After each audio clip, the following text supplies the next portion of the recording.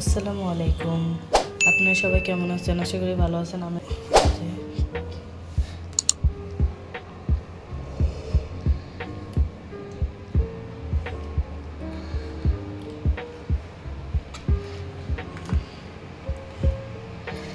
ভালো করেই করে নিলে মশলা ঢুকে ভালোভাবে সব জায়গায় মশলা যাবে, তার জন্য আমি ভালো করে কেটে নেব।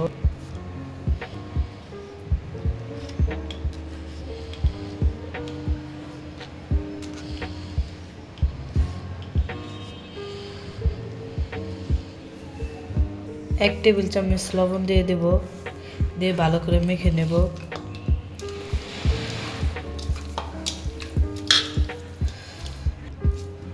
আদা বাটা, রসুন বাটা,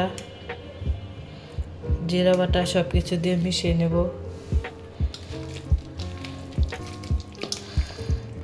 মিশিয়ে নিয়েছি, এখন সাইডে রেখে দেব, আর মশলাটা বানাবো।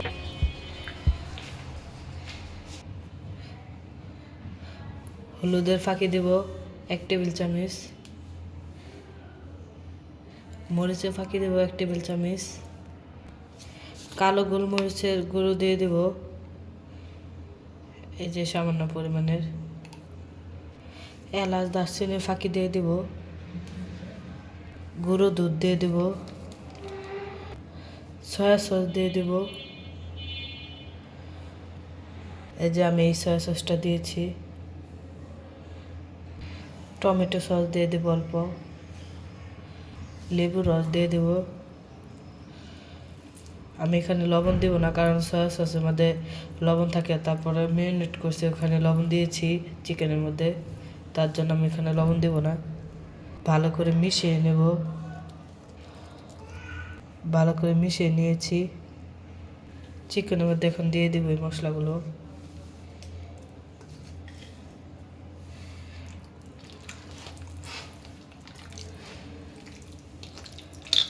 ভালো করে মিশিয়ে নেব।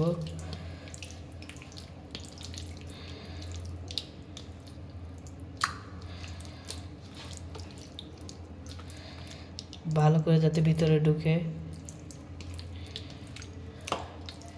মিশানো হয়ে গিয়েছে, আমি 10 মিনিট রেস্টে রেখে দেব। এখন একটি প্যান বসিয়ে নিয়েছি, তেল দিয়ে দেব।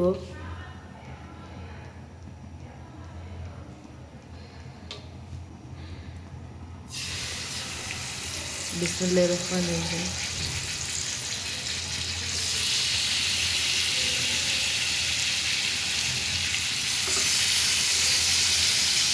চিকেনগুলো দিয়ে দিয়েছি, ভালো করে ভেজে নেব, ডেকে দেব সিদ্ধ হওয়ার জন্য। আমি এরকম করে ভেজে নিয়েছি, এখন উঠিয়ে ফেলবো। এই যে উঠাচ্ছি। এই যে আমি এরকমভাবে করেছি, চিকেন তন্দুরিটা বানিয়ে নিয়েছি।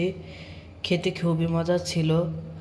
আপনার একবার বাসায় বানিয়ে খেয়ে দেখেন, খুবই ভালো লেগেছে আমার কাছে খুব ভালো লেগেছে।